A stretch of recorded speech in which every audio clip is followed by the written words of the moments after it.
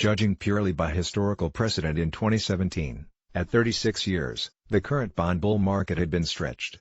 As Chart 2 shows, over 800 years, only two previous episodes, the rally at the height of Venetian commercial dominance in the 15th century, and the century following the Peace of Cateau-Cambrésis in 1559, recorded longer continued risk-free rate compressions. The same is true if we measure the period by average decline in yields per annum, from peak to trough. With 33 basis points, only the rallies following the War of the Spanish Succession, and the election of Charles V as Holy Roman Emperor surpassed the bond performance since Paul Volcker's War on Inflation. It thus appears timely to ask about the characteristics of bear bond markets. Since Homer and Scylla's first bear market, on our count the United States, the current issuer of the global risk-free asset, experienced 12 modern bond shock years, during which sell-off dynamics cost long-term sovereign bond creditors more than 15% in real price terms.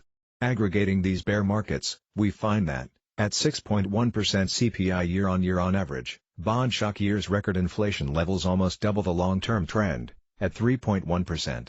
Global growth equally is below average, though not in recession territory. Interestingly, during bond bear markets, U.S. federal deficits, with 2.3% of GDP, actually fall slightly below the post-1945 average track record of 2.9%. An increase in the supply of bonds, therefore, seems not decisive to the weakening in price levels. Bond turbulence, however, has traditionally struck investors in different shapes, especially in modern times.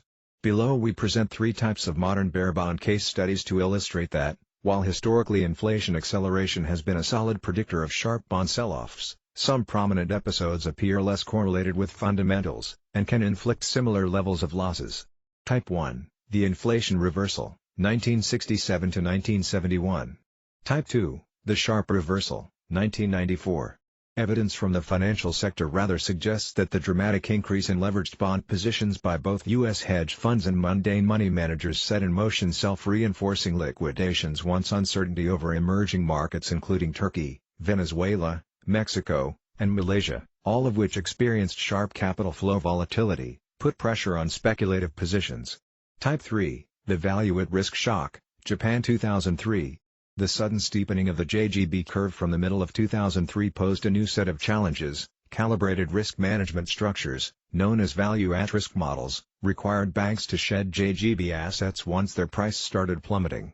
The anecdotal fear that a repeat of a 1994 type of bond crash is likely seems somewhat exaggerated, given progress on bank leverage regulations, while the current global capital flow cycle has already almost fully reversed from the cycle peak.